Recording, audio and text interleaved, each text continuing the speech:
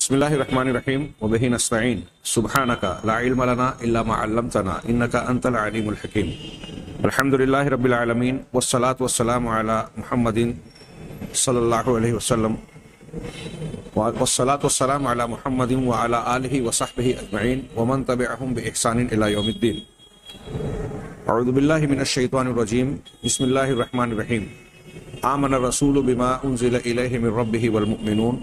کل آمن باللہ وملائکتہ وکتبہ ورسلہ لا نفرق بین احد من رسلہ وقالوا سمعنا واطعنا غفرانک ربنا والیک المصیر. سامعین کرام، قرآن و حدیث کے علمی معجزات جو جناب محمد رسول اللہ صلی اللہ علیہ وسلم کے رسول برحق ہونے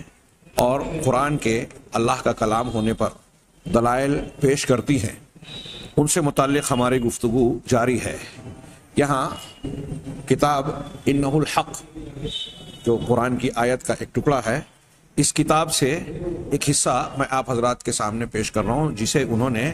12ویں حلقے میں حقائق و علم الفلک کے حقائق کے تحت ذکر کیا. ایک لمبی چوڑی اور متعدد اس میں مسائل اور معاملات ہیں. صرف پہلا معاملہ میں پیش کر رہا ہوں اس کتاب سے. انہوں نے کہا کہ اللہ سبحانہ و تعالی نے یہ بیان کیا کہ یہ کتاب قرآن کریم، اسے اللہ تبارک و تعالی نے تمام جہانوں کے لیے رحمت کے طور پر نازل کیا. یہ ان کے لیے مہربانی شفقت کے طور پر ہدایت کی شکل میں نازل ہوئی، اور یہ سارے انسانوں کے حق میں خیر ہی خیر ہے.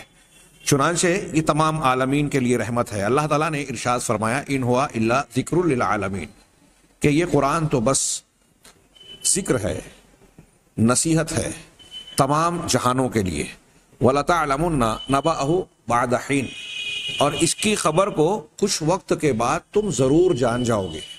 ایک تو یہ جو اول وہلہ میں خطاب میں تمہیں اس کی ہدایت کے بہت ساری باتیں ہدایت کی نظر آ رہی ہیں، اس آیت میں اشارہ ہے کہ اس کی بہت سی خبریں باتیں ایسی ہیں جو تمہیں اور زیادہ واضح انداز میں ایک مدت کے بعد سمجھ میں آئیں گی. سورہ صاد کی اس آیت کے بعد وہ کہتے ہیں فَهُوَ ذِكْرٌ لِّلْبَشَرِيَّةِ كُلِّهَا إِلَىٰ قِيَامِ السَّاعَةِ. چنانچہ یہ قرآن اللہ تعالیٰ نے جو کہا ان ہوا الا ذکر للعالمین، یہ تمام انسانیت کے لیے، تمام انسانوں اور انسانیت کے لیے نصیحت ہے. قیامت تک کے لیے سب کی رہنمائی اور نصیحت کا کام کرتا رہے گا یہ قرآن. اور اس میں وفیہ من الانباء ما یتجدد مع مرور الزمن. بڑی پیاری بات کہی ہے ہمارے اعجاز علمی سے متعلق، کہ گویا یہ قرآن کی آیت کے اگلے ٹکڑے سے استدلال کرتے ہوئے کہہ رہے ہیں، دوسری آیت سے وَلَتَعْلَمُنَّ نَبَأَهُ بَعْدَ حِينٍ سے، کہ معنی میں کہہ رہے ہیں کہ اس میں ایسی خبریں ہیں جو زمانے کے مرور اور گزرنے کے ساتھ ساتھ جدید ہوتی رہتی ہے، اپڈیٹ ہوتی رہتی ہے. یعنی اپڈیٹ ہی نہیں، یہ ہمارے لیے نئے پن اور نئے شکل میں سامنے آتی ہے. ہر آنے والا وقت، ہر آگے کا قدم قرآن سے متعلق ہمیں نئی معلومات دیتا ہے، نئی تحقیق پیش کرتا ہے، تو ہمیں قرآن کے سمندر میں نیا موتی حاصل ہوتا ہے. ہاں، وَهَذَا الْقُرْآنُ نَزَلَ بِعِلْمِ اللَّهِ. چنانچہ یہ قرآن اللہ کے علم کے ساتھ نازل ہوا ہے. ہاں، دنیا کا کوئی بھی انسان بڑے سے بڑا دانشور ہو، انسانوں کی جماعت اور گروہ ہو، حکومتیں ہوں، وہ اپنے علم، اپنے معلومات کے دائرے میں محدود ہوتے ہیں. جو کچھ انہوں نے پڑھا ہے، جو کچھ ان کے غور و فکر میں، اپنے ماحول، تقاضے اور جو کچھ انہیں جانکاری ہے، اسی میں محدود ہوتے ہیں. یہی وجہ ہے کہ دنیا کے کتنے بھی دانشور حضرات اکٹھا ہو کر کوئی قانون بنائے، کچھ دنوں بعد اس میں ترمیم کی ضرورت پیش آتی ہے. کوئی بڑے سے بڑا اصول ضابطہ روایت بنائے جاتے ہیں، بعد میں پتہ چلتا ہے کہ لوگوں کے علم کی کمی اور مستقبل کی معلومات نہ ہونے کے سبب نئے حالات میں پرانے قوانین چل نہیں سکتے، وہ ایکسپائر ہو گئے. چنانچہ اللہ تبارک و تعالیٰ کا معاملہ ایسا نہیں ہے. وہ ماضی، حال، مستقبل، آئندہ کی ہر چیزیں، انسانوں کی فطرت، ماحولیات کی تبدیلیاں، قیامت تک اور قیامت کے بعد تک ساری چیزوں سے خوب واقف ہے. کوئی ایک ذرہ برابر چیز بھی اس کے علم سے باہر نہیں ہے. اب قرآن کو جب اس نے آخری کتاب بنایا، قیامت تک کے سارے انسانوں دنیا کے ہر علاقے کے لوگوں کے لیے ان کی ضرورت کا سامان اسے فراہم کرنا تھا، تو ظاہر سی بات ہے کہ یہ علیم و خبیر ذات جو تمام حالات، حال، مستقبل، ساری چیزوں کو، ماضی کو بھی جانتی ہے، حالات کو جانتی ہے، تقاضوں کو جانتی ہے، انسان کی فطرت کو جانتی ہے، اس نے جب اپنے علم کے مطابق نازل کیا تو اس کے علم میں ساری چیزیں گھری تھی، لہذا اس کی ہر بات میں صداقت ہے، سچائی ہے، اور مستقبل کی باتوں کے اشارے بھی موجود ہیں۔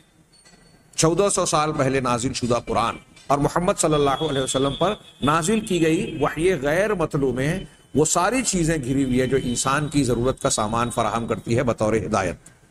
اور اس ضمن میں بہت سارے ایسے علوم، فنون، شعبوں کا تذکرہ ہے جو انسان کو آگے بڑھنے کے ساتھ، ترقی کے ساتھ، جس سے روشناسی، واقفیت حاصل ہوتی ہے، اور اس واقفیت کے تناظر میں جب انسان قرآن کا مطالعہ کرتا ہے، حدیثوں کو دیکھتا ہے تو حیرت زدہ رہ جاتا ہے،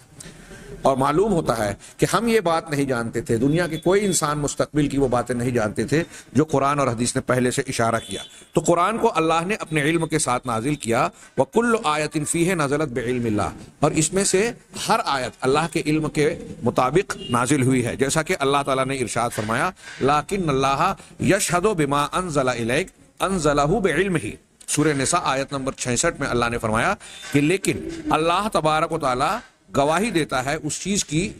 جسے آپ کی طرف نازل کیا، اللہ نے اسے اپنے علم کے ساتھ نازل کیا، علم کے مطابق نازل کیا، اور اللہ کا علم کامل، حاوی، ہماگیر ہے، اس میں خطا اور غلطی کا سوال ہی پیدا نہیں ہوتا، چنانچہ اس میں اس کا اللہ کا علم ہے، چنانچہ ہر وہ فَكُلُّ آیَةٍ تَحْمِلُ عِلْمَ اللَّهِ، قرآن کی ہر آیت اللہ کے علم کی حامل ہے، وَالْبَشَرُ يَرْتَقُونَ۔ اب انسان کا حال یہ ہے کہ وہ بتدریج ترقی کرتے ہیں، آگے بڑھتے ہیں انسان، اور مختلف علوم اور فنون میں درجہ بدرجہ تدریجاً اسے ترقی حاصل ہوتی ہے، اور کچھ چیزوں کے بارے میں وہ جانتا ہے، چنانچہ جب انسان علمی معیار اور سطح پر اونچائی کی طرف پہنچتا ہے، تمکن معہ، تو اس علمی ترقی کے بنیاد پر انسان کو یہ صلاحیت اور قدرت حاصل ہوتی ہے کہ وہ قرآن کے اس علم کو، اللہ کی آیتوں میں موجود اللہ کے علم کا کچھ حصہ سمجھ پاتے ہیں، اس کو جان پاتے ہیں، جس کی طرف اس آیت کریمہ نے، اللہ کے کلام نے اشارہ کیا ہو۔ ایک آیت کا کچھ مفہوم جو مقصود ہے ہدایت کا وہ تو واضح ہے، اس میں علوم و فنون کی جو باریکیاں، گہرائیاں ہیں، اس کو انسان جیسے جیسے آگے بڑھتا گیا، ترقی کرتا گیا، اب قرآن کی ایک آیت پر غور کیا تو اس کے کچھ معنی اور مفاہیم جو ہے اس کے سامنے آشکارا ہوئے، علمی حقائق اس کی روشنی میں ظاہر ہوئے، وعلموا، اور لوگوں کو یہ معلوم ہوا کہ یہ آیت اللہ کے پاس سے ہی آئی ہے۔ ہاں، محمد صلی اللہ علیہ وسلم یا ان کے زمانے کے کسی انسان کے بس کی بات نہیں تھی کہ ہم ترقی کر کے جس مقام اور مرتبے پر، جس منزل پر پہنچے ہیں اور اس لائق ہوئے ہیں کہ اب علم کے پردوں کو ہٹا سکیں، پردوں کو، جہالت کے پردوں کو ہٹا کر علم کے حقائق کو جان سکیں، اس کی روشنی میں ہمیں قرآن کی یہ آیت مزید گہرائی کے ساتھ نظر آ رہی ہے۔ فَإِذَا تَقَدَّمَ الْبَشَرُ، اب انسان جیسے ہی آگے بڑھتا ہے، جیسے جیسے آگے بڑھتا گیا تو انسانوں نے مختلف اکتشافات، مختلف تحقیقات اور دوسری آیتوں کو، نشانیوں کو پایا۔ ہاں، پھر جب مزید آگے بڑھے تو مزید دوسری آیتوں اور نشانیوں کو اس کے ساتھ میں دیکھا۔ قرآن کی یہ آیت ایک مرتبہ کچھ تحقیق کے ساتھ مزید وضاحت سے سمجھ میں آئی، مزید وضاحتوں کے ساتھ کچھ اور آیتیں سمجھ میں آئی، یہ سلسلہ جاری ہے۔ ہاں، وَهَكَذَا لَا يَزَالُ الْبَشَرُ يَجِدُونَ مَا يُؤَكِّدُونَ لَهُمْ أَنَّ الْقُرْآنَ الْكَرِيمَ مِنْ عِنْدِ اللَّهِ سُبْحَانَهُ وَتَعَالَى۔ اسی طرح مسلسل انسان اس بات کو، اس حقیقت کو پاتا رہے گا، پاتا جا رہا ہے اور پاتا رہے گا قیامت تک، کہ جس سے یہ بات ثابت ہوگی کہ قرآن کریم اللہ سبحانہ و تعالیٰ کی طرف سے ہی نازل شدہ ہے، اس ذات کی طرف سے جس کے علم سے کوئی چیز باہر نہیں ہے۔ اب آگے اس تمہید کے بعد اس کتاب میں کہا گیا کہ یہ پروفیسر آرم اسٹرانگ ہے، ہاں، امریکہ میں فلکیات کے علماء میں سے ایک انتہائی مشہور عالم، ہاں، علماء فلکیات میں سے، یہ امریکہ کے فضائی ادارہ ناسا میں کام کرتے تھے، وہو من مشاہیر علمائها، اور ناسا میں بھی یہ ایک مشہور نام کی حیثیت سے جانے جاتے تھے۔ اس وفد کے لوگوں نے کہا کہ ہم نے ان سے ملاقات کی اور ان سے کائنات کی مختلف نشانیوں کے متعلق سوالات پوچھے، ایسے سوالات جو ان کے تخصص یعنی ان کے اسپیشلائزیشن، جو فلکیات میں علم فلک سے متعلق ان کا اسپیشلائزیشن، ان کا تخصص تھا، اختصاص تھا، تو ہم نے ان کے اس اختصاص والے مضمون سے متعلق مختلف سوالات ان سے پوچھے۔ چنانچہ ان سوالات میں سے متعدد ہیں، یہاں صرف ایک سوال کا فی الحال اس درس میں ذکر کر رہا ہوں کہ ہم نے ان سے لوہے کے بارے میں پوچھا، لوہے کے بارے میں سوال کیا کہ یہ کیسے بنتا ہے، تشکیل پاتا ہے، اس کی بناوٹ زمین کے تہہ میں کانوں میں جو ہوتی ہے کیسے بنتی ہے۔ تو انہوں نے کہا کہ میں عنقریب یہ تم سے بیان کروں گا، میں ضرور بیان کروں گا کہ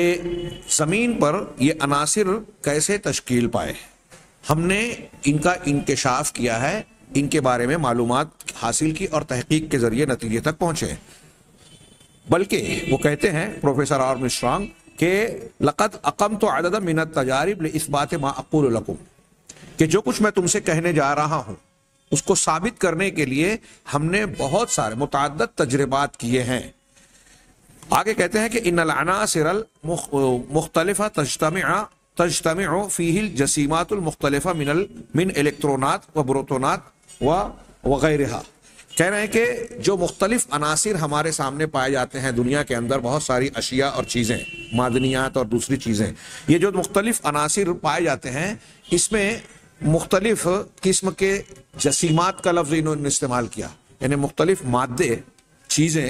جو ہیں وہ جیسے الیکٹرونز، پروٹونز،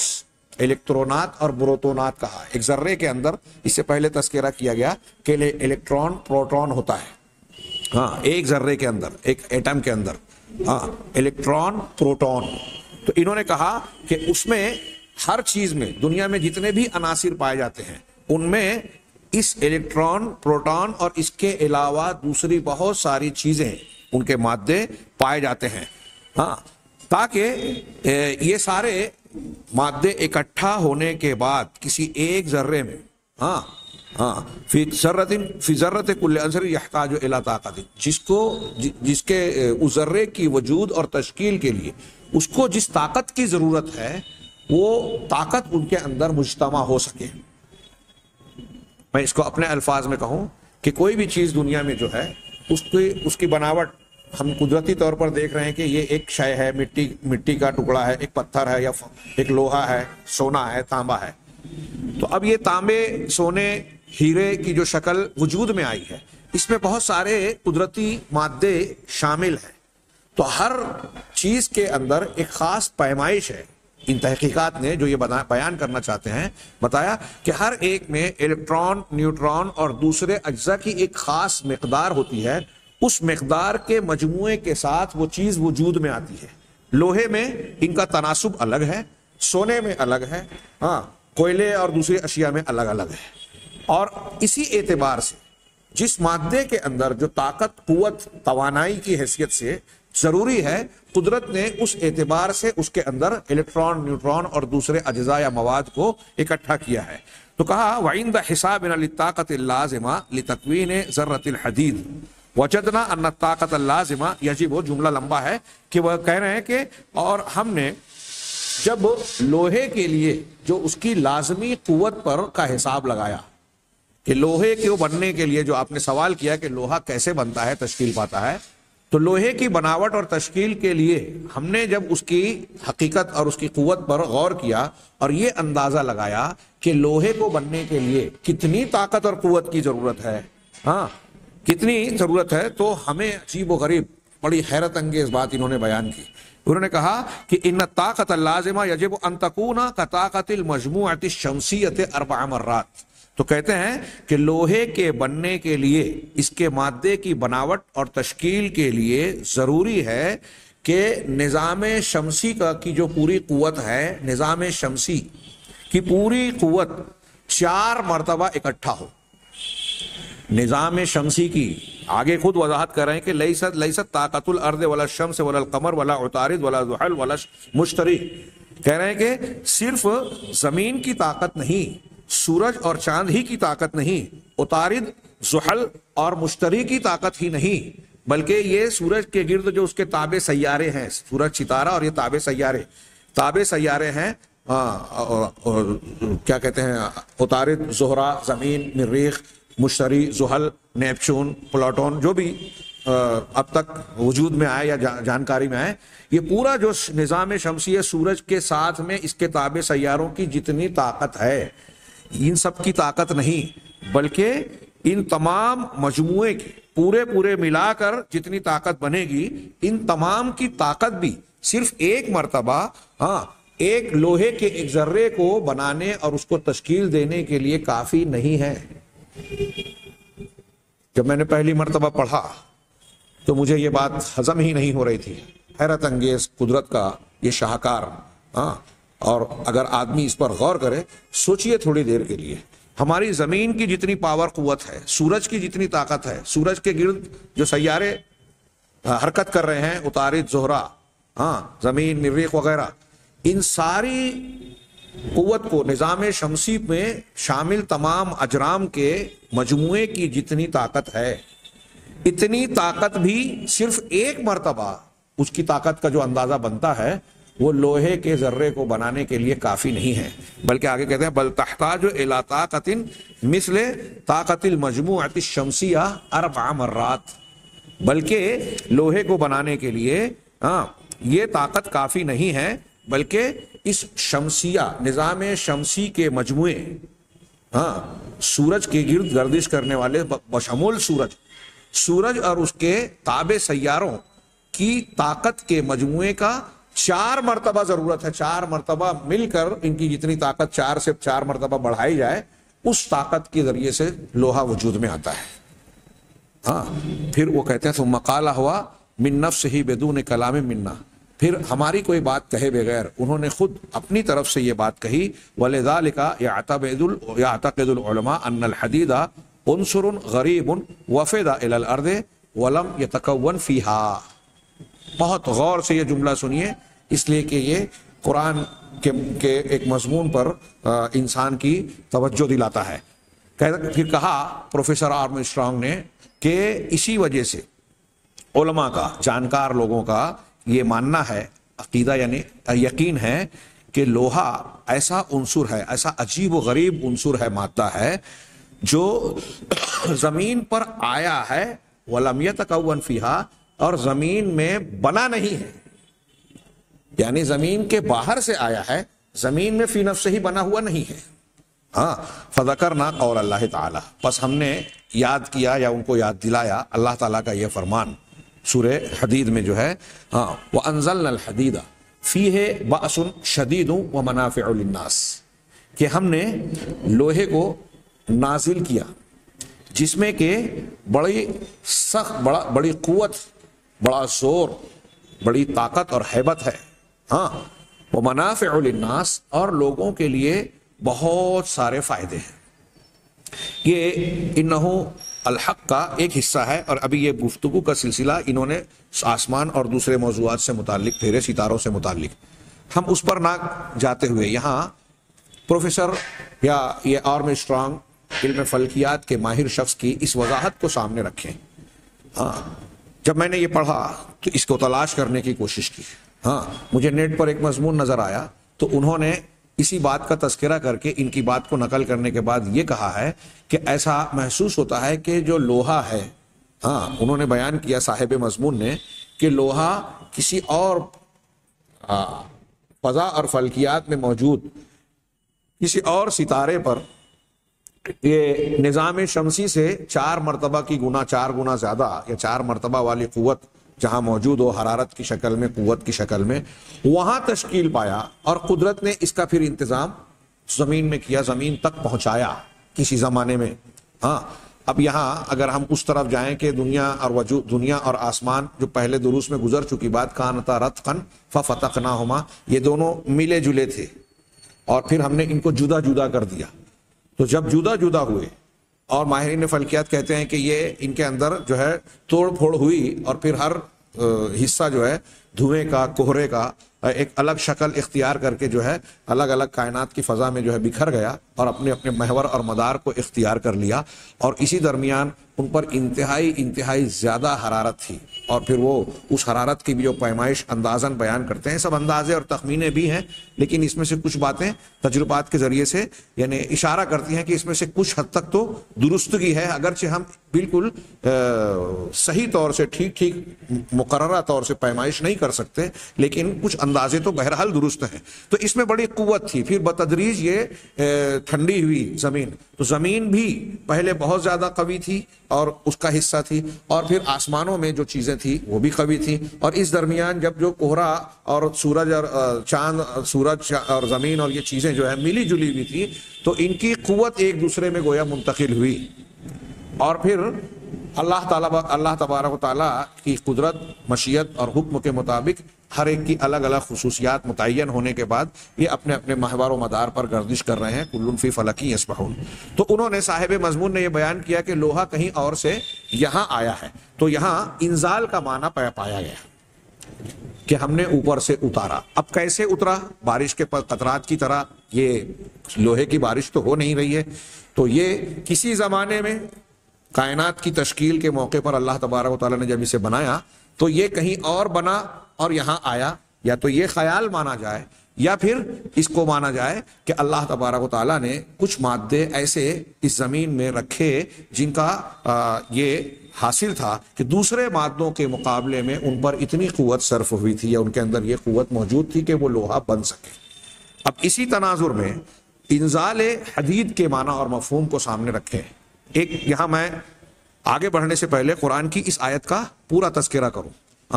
لقد، اللہ تعالیٰ نے فرمایا سورہ حدید میں، لقد ارسلنا رسولنا بالبینات، کہ ہم نے اپنے رسولوں کو البینات کے ساتھ بھیجا، نازل کیا۔ وانزلنا معهم الکتاب والمیزان بالقسط، اور ان کے ساتھ ہم نے الکتاب یعنی اللہ کی کتابیں اور میزان عدل کو عدل کے ساتھ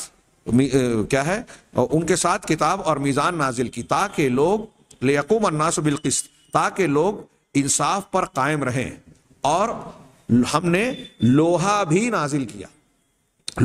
کیا جس میں بڑی قوت و ہیبت یعنی بڑا زور ہے، اور لوگوں کے لیے اور بھی فائدے ہیں۔ عام طور سے آپ جب اس آیت کو اٹھا کر دیکھیں گے، سلف و خلف کے مفسرین نے یہ بات کہی ہے، اور یہاں عام طور سے علماء نے کہا ہے کہ اس میں جو انزلنا الحدید کہا گیا، لوہا اتارا، پہلے تو سیاق سے جوڑا کہ اللہ نے لوگوں کی ہدایت کے لیے قرآن اتارا، اور میزان، لوگوں میں حق حقوق اور فیصلوں کے لیے میزان کے عدل قائم ہو، اور آگے جو لوہے کا ذکر کیا تو اس کا معنوی ربط یہ ہے کہ لوہا، اس میں اشارہ ہے قوت نافذہ کی طرف۔ علامہ ابن تیمیہ کہتے ہیں کہ اللہ تبارک کتاب سے ہدایت ہوتی ہے، اور لوہے سے وہ ہتھیار اور قوت حاصل ہوتی ہے جس کے ذریعے سے دین قائم کیا جائے، یا دین کو قائم کرنے، اللہ کے دین کی تبلیغ کرنے کے سلسلے میں جو رکاوٹیں پیدا ہوتی ہے ان سے مقابلہ، جس کو ہم اسلامی اصطلاح میں جہاد کہیں، قوت کے ذریعے سے ان طاقتوں کو توڑا جائے، اور توڑ کر اس قرآن کو، اس دین کو نافذ کیا جائے۔ تو یہ قوت نافذہ کی طرف اشارہ ہے کہ لوہا بمانا قوت، طاقت، قوت نافذہ، کہ اس کے ذریعے سے اہل حق قوت، طاقت حاصل کریں، اور پھر لوگوں کو، ہمارے ہاں کہا جاتا ہے کہ لات کے بھوت بات سے نہیں مانتے، تو کچھ لوگ اگر آپ قرآن و حدیث کی ہدایت بیان کریں تو کچھ لوگ صرف ہدایات سے، واضح و نصیحت سے چیزیں قبول کر لیتے ہیں، اور بعض لوگ ایسے ہوتے ہیں کہ صرف باتوں سے نہیں مانتے، ان کو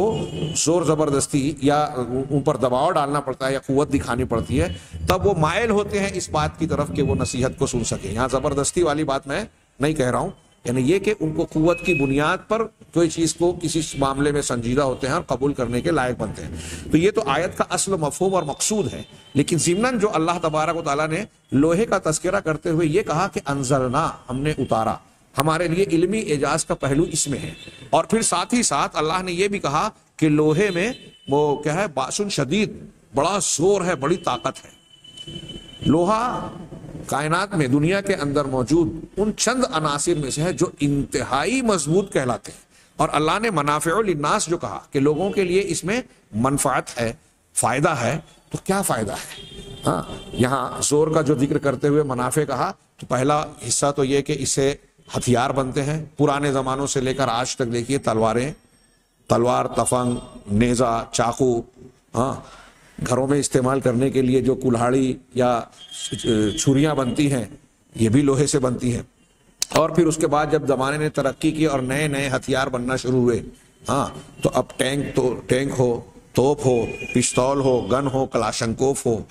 ہاں یہاں تک کہ میں سمجھتا ہوں میزائل وغیرہ، ان تمام چیزوں میں کہیں نہ کہیں آپ دیکھیں گے کہ لوہے کا استعمال ہے. اور بعض جگہ بالکل بنیادی طور سے لوہے کی ضرورت ہے، لوہے کا بدل ان کو نہیں ملتا. یہ تو ہتھیاروں سے متعلق ہے. انسان کی منفعت کی چیزیں آپ دیکھیں کہ تعمیراتی کاموں میں لوہے کا استعمال کتنا زبردست ہے، کتنا ضروری ہے. ہاں گھروں کے استعمال کی اشیاء میں ہمارے ہاں جو سواریاں آج بن رہی ہیں، جو آلات استعمال ہو رہے ہیں، ہل ہیں کھیتوں میں چلانے کے لیے، جو ہل ہے، ٹریکٹر ہے، اور بہت سارے ایسے آلات، آپ ایک لمبی فہرست بنائیں تو ایسا محسوس ہوگا کہ لوہے سے انسانی زندگی کو چھٹکارا نہیں ہے. اس کے بغیر انسانی زندگی ترقی کے مدارج پر آگے بڑھ ہی نہیں سکتی، بلکہ اپنے زندگی کے بہت سارے ضروری کاموں کو آسانی سے انجام نہیں دے سکتی. چھوٹے سے چھوٹی سوئی، پن، یہ بھی لوہے سے بنتی ہیں. اب یہ الگ بات ہے کہ آج کے زمانے میں ان کے کچھ بدل آ گئے ہیں، لیکن بعض مقامات پر آج بھی لوہے نے اپنی اہمیت کھوئی نہیں ہے. بہرحال اللہ نے فرمایا کہ اس میں منافع للناس ہے، اور اس کے استعمال کی تعلیم بھی اللہ تعالیٰ نے ہی عطا فرمائی. مثال کے طور پہ سورہ انبیاء کی یہ آیت ملاحظہ فرمائیں. اللہ تعالیٰ کا ارشاد ہے وَسَخَّرْنَا مَعَ دَاؤُدَ الْجِبَالَ، کہ ہم نے داؤد کے ساتھ پہاڑوں کو، داؤد کے ساتھ ہم نے پہاڑوں اور پرندوں کو مسخر کیا. ہاں یسبحنا والطیرا، پہاڑوں اور پرندوں کو مسخر کیا کہ وہ ان کے ہمراہ تسبیح کیا کریں. پہاڑوں کا، پرندوں کا تسبیح کرنا، پہاڑوں کی بات اس سے پہلے گزری، اس سے پتہ چلا یہ بھی تسبیح کرتے ہیں. اور ہم آگے کے بعض دروس میں انشاءاللہ یہ ذکر کریں گے کہ یہ بھی اللہ تعالیٰ نے قرآن میں اور رسول اللہ صلی اللہ علیہ وسلم کی حدیثوں میں بیان کیا کہ پرندوں کی، جانوروں کی بھی بولیاں ہوتی ہیں. وہ ایک امت ہے، امم امثالکم قرآن نے کہا. انشاءاللہ اس پر ہم آگے دروس میں گفتگو کریں گے. تو یہ پرندے اور پہاڑ کو اللہ نے مسخر کیا حضرت داؤد کو، جو ان کے ساتھ تسبیح بیان کریں. اور یہ تسخیر کرنے والے ہم ہی تھے. ہاں وَكُنَّا فَاعِلِينَ، اللہ نے کہا وَعَلَّمْنَاهُ صَنْعَةَ لَبُوسٍ لَكُمْ، اور ہم نے داؤد کو تمہارے فائدے کے لیے زرہ بنانے کی صنعت سکھا دی تھی تاکہ تمہیں لڑائی کی عزت سے بچائے. پھر کیا تم شکر گزار بنتے ہو؟ اور ہم نے داؤد کو تمہارے فائدے کے لیے زرہ کی صنعت سکھا دی تھی. ہاں قرآن نے کہا لَبُوسٍ لَكُمْ لِتُحْسِنَكُمْ مِنْ بَأْسِكُمْ فَهَلْ أَنْتُمْ شَاكِرُونَ. یہاں آگے بڑھنے سے پہلے میں شیخ عبد الرحمن کیلانی نے اس آیت کی تفسیر میں جو بات کہی ہے بہت غور سے سننے کی گزارش کروں گا. وہ کہتے ہیں کہ سیدنا داؤد اور لوہے کی ڈھلائی اور زرہ سازی، یہ عنوان قائم کیا. اس آیت سے معلوم ہوتا ہے کہ زرہ سازی کے مجید سیدنا داؤد علیہ السلام ہے. ایجاد حضرت داؤد نے کی. کیسے کی حضرت داؤد علیہ السلام نے؟ اللہ نے ان کو سکھایا. یہاں اور بھی کئی موجودہ دور میں علم اور سائنس کی ترقی کے سلسلے میں ہم قرآن کا یہ نقطۂ نظر بیان کرنا چاہتے ہیں کہ دیکھیے قرآن اور حدیث جدید، مفید اور ضروری علوم کو سیکھنے سکھانے سے رکاوٹ نہیں بنتے. ایک پیغمبر ہے حضرت داؤد علیہ السلام، ہاں، اور اللہ نے ان کو لوہے کی صنعت سکھائی، زرہ بنانے کی تعلیم دی، سکھائی، اور اس کا تذکرہ بطور نعمت کے اپنے قرآن میں کیا. اور یہ بتایا کہ یہ بھی اللہ تبارک و تعالیٰ کا انعام و احسان ہے کہ اس نے ایسی صنعتیں تم کو دکھائی، سمجھائی، جس کے ذریعے سے آج انسان ترقی کے راستوں پر آگے بڑھ رہا ہے اور بڑھتا گیا. ہاں یہ اللہ کا انعام ہے کہ اس نے علم کی راہیں بھی ہمارے لیے کھول دی، ہموار کی، اور مختلف علوم اور فنون کو سکھایا. کہ حضرت داؤد علیہ السلام کو زرہ سازی سکھائی، دنیا میں گویا وہ اس کے موجود ہے. اس کی مزید تفصیل سورہ سبا میں یوں ہے. سورہ سبا میں اللہ نے فرمایا وَأَلَنَّا لَهُ الْحَدِيدِ أَنِ اعْمَلْ سَابِغَاتٍ وَقَدِّرْ فِي السَّرْدِ، یعنی ہم نے داؤد علیہ السلام کے لیے لوہے کو نرم کر دیا اور انہیں ہدایت کی تھی کہ پورے ماپ کی زرہیں بنائیں، انسانی قدر کے اعتبار سے زرہ بنائیں، اور اس کی کڑیوں میں اندازوں کے ساتھ جوڑ لگائیں. یہ زنجیروں میں، کڑیوں میں جو جوڑ ہوتا ہے، ہاں، اس کی بھی تعلیم قرآن. دیکھیے قرآن اس کا تذکرہ کر رہا ہے اس زمانے میں 1400 سال پہلے گویا ذرا لوہے کے مختلف اسباب اور اوزار بنانے کی تعلیم بھی قرآن دے رہا ہے، اور اس کی طرف اشارہ کر رہا ہے کہ یہ ہماری گویا لوگوں کی ضرورت ہے، لہذا اللہ نے اس پر بھی روشنی ڈالی، اس کی بھی تعلیم دی۔ آپ کے لیے لوہے کو نرم کرنے کے 2 معنی لیے جاتے ہیں۔ ایک یہ کہ آپ کے ہاتھوں میں لوہا موم کی طرح نرم بن جاتا تھا، آپ جس طرح چاہتے اور آپ جس طرح چاہتے اس کی زنجیریں بنا کر زرہیں تیار کر لیتے تھے۔ اور دوسری توجہ یہ ہے لوہے کو نرم کرنے کی کہ اللہ تعالیٰ نے آپ کو لوہے کے پگھلانے کا کام سکھا دیا تھا۔ آپ کا زمانہ 101 قبل مسیح سے 945 قبل مسیح تک ہے، جبکہ یہی زمانہ لوہے کا زمانہ، جس کو انگریزی میں آئرن ایج کہتے ہیں، لوہے کا زمانہ کہلاتا ہے۔ اس سے پیشتر جو لوہے سے تلواریں اور نیزے یا دوسری اشیاء بنائی جاتی تھیں، اس کا طریقہ کار یہی تھا کہ لوہے کو آگ میں تپایا جاتا، اور جب وہ آگ کی طرح سرخ ہو جاتا تو اسے کوٹ کاٹ کر ایسی اشیاء تیار کر لی جاتی تھی جو مقصود ہوتی تھی۔ لوہے کی ڈھلائی کے فن سے بھی اگرچہ چند ایک اقوام واقف ہو چکی تھی، تاہم یہ سب کچھ صیغہ راز میں رکھا جاتا تھا۔ پرانے زمانوں میں اس فن اور فنکار لوگوں کو چھپا کر رکھا جاتا تھا کہ دوسرے اس کو جان نہ سکیں۔ اور جنگی اغراض کے لیے لوہے کی زرہیں بنانے کا کام داؤد علیہ السلام نے ہی شروع کیا تھا۔ تلواریں وغیرہ تھی، زرہ بنانے کا کام حضرت داؤد علیہ السلام نے شروع کیا تھا۔ لڑائی کے دوران اپنی حفاظت کے لیے زرہ چونکہ ایک اہم ہتھیار ہے، اسی لیے اللہ تعالیٰ نے ساتھ ہی یہ بھی فرما دیا کہ کیا تم اللہ کی اس نعمت کا شکر ادا کرتے ہو کہ اس نے سیدنا داؤد کے ذریعے بنی نوع انسان کو زرہ سازی کا فن سکھا دیا۔ واضح رہے کہ سیدنا داؤد بیت المال سے کچھ بھی نہیں لیتے تھے، بلکہ اپنے ہاتھ کی کمائی پر ہی گزر اوقات کرتے تھے۔ چنانچہ اس سلسلے میں جیسا کہ درج ذیل حدیث سے واضح ہے، حضرت ابو ہریرہ رضی اللہ تعالیٰ عنہ کی روایت ہے کہ اللہ کے رسول نے فرمایا کہ داؤد علیہ السلام پر زبور کا پڑھنا اتنا آسان کر دیا گیا تھا کہ وہ جانور کی زین کسنے کا حکم دیتے، اور ابھی زین پوری طرح سے کسی بھی نہیں جاتی تھی کہ آپ زبور پڑھ چکتے، اور آپ کی گزر اوقات صرف اپنے ہاتھ کی کمائی پر تھی۔ آپ کی گزر اوقات صرف اپنے ہاتھ کی کمائی، حکومت مل جانے کے باوجود یہ حکومت اور بیت المال سے نہیں بلکہ اپنی محنت اور مشقت سے حاصل کی ہوئی کمائی ہوئی رقم پر گزر اوقات کیا کرتے تھے۔ یہ ایک نبی کا کردار ہے کہ حکومت مل گئی ہے لیکن یہ زرہ سازی کرتے تھے اور اس کے ذریعے سے وہ روزی کمایا کرتے تھے۔ یہ میں نے اس آیت کا سورہ حدید کی آیت سے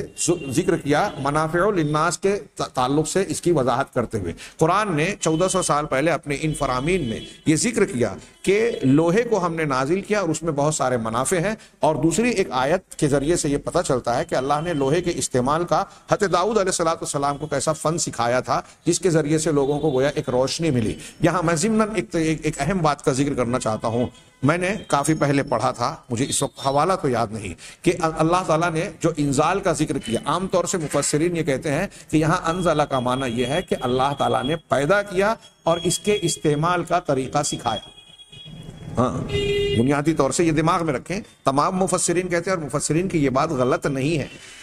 کہ حاصل طور پر تو یہی ہے کہ اللہ نے لوہا اتارا، تو ظاہر سی بات ہے کہ لوہا اللہ نے پیدا کیا تبھی اتارا، تو مقصود جو ہے اس کا حاصل کہ اللہ نے لوہا مہیا کیا، اور اس کے لیے اللہ نے انزال کے لفظ کا استعمال کیا۔ اور انزال اتارنے کا جو ہم اردو میں استعمال کر رہے ہیں اور عربی میں انزال، یہ اوپر سے نیچے کوئی چیز اترتی ہے اس کو کہا جاتا ہے۔ اسی سے بعض لوگوں نے جو نبوت کا دعویٰ کر بیٹھے، ہمارے مرزا غلام احمد قادیانی، برٹش کے مبعوث کیے ہوئے، برٹش حکومت کے مبعوث کیے ہوئے جھوٹے نبی، انہوں نے اپنی دلیلوں میں غالباً یہ بھی ذکر کیا ہے کہ دیکھیے حضرت عیسیٰ علیہ السلام کو اللہ تبارک و تعالیٰ نے جو انزال کا، یا رسولوں کے حدیثوں میں ہے کہ وہ اتریں گے، نازل ہوں گے دمشق کے منارہ بیضا کے پاس قرب قیامت میں 2 فرشتوں کے کاندھے پر، تو میں بھی نازل ہوا ہوں، اور دمشق کا منارے کو قادیان کا منارہ کہتے تھے۔ اب نازل ہونا اوپر سے نیچے آنے کو کہتے ہیں، تو انہوں نے کہا کہ ایسا ضروری نہیں ہے کہ اوپر سے نیچے آنا۔ دیکھیے اللہ تعالیٰ نے قرآن میں کہا ہے کہ ہم نے لوہا اتارا، اور پھر ہم نے جانوروں کو اتارا، ہم نے آسمان سے بارش اتاری، تو اب آسمان سے کہا گیا تو وہ بارش آسمان سے آ رہی ہے، اللہ کے پاس سے نہیں۔ لوہا کہاں سے آ رہا ہے؟ زمین سے نکل رہا ہے، لیکن اللہ نے کہا اتارا۔ اور جانور ایک دوسرے کی جفتی سے پیدا ہوتے ہیں، اللہ نے کہا اتارا۔ ان تینوں چیزوں کا علماء نے جواب دیا کہ جہاں بارش کے قطرات کو آسمان سے اترنے کی بات ہے، اللہ تعالیٰ نے من المزن من السماء کی قید لگا دی، وہاں قید لگائی. ہاں ایک بات. اور دوسری چیز جو جانوروں کا معاملہ ہے تو اس میں دو طریقے سے کہا کہ جب جفتی کی شکل بنتی ہے تو اس وقت نر کا مادہ منویہ مادہ کے اندر جو داخل ہوتا ہے وہ بھی اوپر سے نیچے کی طرف اس کا بہاؤ ہوتا ہے. اور دوسرا یہ کہ بچہ جب ولادت پاتا ہے جانور کا بھی تو وہ بھی اوپر سے نیچے کی طرف آتا ہے. تو ان میں بھی انزال کا معنی ایک طریقے سے پایا گیا، اتارنے کا اور نیچے کرنے کا. یہاں لوہے کے تعلق سے بعض مفسر علماء نے یہ کہا کہ انہوں نے کہا کہ جو لوہا اگرچہ اس کا مادہ فلکیات اور اس میں جیسا کہ پروفیسر آرم اسٹرانگ کے جملے میں اشارہ ہے کہ یہ دنیا میں نہیں بنا، کہیں باہر سے آیا ہے، تو اس کا مادہ باہر سے آیا ہے، لیکن اس کے مادے اللہ تعالیٰ نے زمین اور پہاڑوں میں پھیلا دیے. تو پہاڑ جو پائے جاتے ہیں، جو اس سے پہلے کے درس میں ہم نے پہاڑوں سے متعلق کچھ باتیں جانی، یہاں یہ بات بھی جانیں کہ پہاڑوں میں کچھ ایسے مادے زمین کے قدرتی مواد پائے جاتے ہیں جو لوہے کی تشکیل میں اہم تر کردار نبھاتے ہیں، بلکہ یوں کہہ لیجئے کہ بنیادی. یہ بعض علماء کی تحقیق ہے، میں نے کہیں پڑھا اور سنا تھا، واللہ عالم مجھے یاد پڑ رہا ہے کہ یہ بات علامہ ابن قیم نے بھی کہیں ذکر کی ہے، واللہ عالم مجھے پوری طریقے سے ازبر نہیں رہا. تو علامہ ابن قیم نے یا جس نے بھی تذکرہ کیا ہے کہ لوہا جو زمین کے کان سے نکلتا ہے، زمین کی نچلی سطح کو کھود کے خام لوہے کی شکل میں لوگ دریافت کرتے ہیں، نکالتے ہیں، یافت کرتے ہیں. اس کی تشکیل ہونے کے لیے جب تحقیق کی گئی تو یہ پتہ چلا کہ پہاڑ جو زمین کی سطح سے اونچائی پر ہے، پہاڑ کا وہ حصہ اس کی جذریں اور جڑیں بھی ہوتی ہیں، لیکن پہاڑ کا وہ حصہ جو اوپر کی سمت میں ہوتا ہے، بالائی اور بلندی کی طرف، اس بلندی سے لوہا تشکیل پانے کا مادہ قدرتی کیمیائی عمل کے ذریعے سے نیچے اترتا ہے اور زمین کی سطح سے ہوتے زمین کی ان گہرائیوں میں پہنچتا ہے جہاں خام لوہا قدرتی طور پر بنتا اور تشکیل پاتا ہے. تو اوپر سے گویا پہاڑی سے نکل کر یہ مادہ زمین اور زمین سے بھی نیچے جاتا ہے. یہ پورا عمل ہم دیکھ رہے ہیں کہ اوپر سے نیچے اترنے کا ہو رہا ہے. یہ اللہ تبارک و تعالیٰ نے نظام قائم کیا. اگر یہ تحقیق صحیح ہے اور میرا دل کہتا ہے کہ یہ صحیح ہوگی، ہاں کہ میں نے یہ پڑھا ہے، جو میں شک کے ساتھ صرف اس لیے کہہ رہا ہوں کہ مجھے فی الحال حوالہ یاد نہیں، ہاں تو یہ معنی اگر ہم جانتے ہیں کہ پہاڑ کی بلندی سے اس کا مادہ اتر کر جو ہے زمین کے بھی نیچے کی سطحوں میں جاتا ہے، تو ظاہر سی بات ہے کہ وَأَنزَلْنَا الْحَدِيدَ کا معنی اور مفہوم قرآن کا بالکل ظاہر اور واضح ہے. اب اس معنی اور مفہوم کو جو پروفیسر آرم اسٹرانگ نے بتایا اس کو ہی سامنے رکھ لیں، اور جو بعد میں اس کو جوڑ کر میں نے کچھ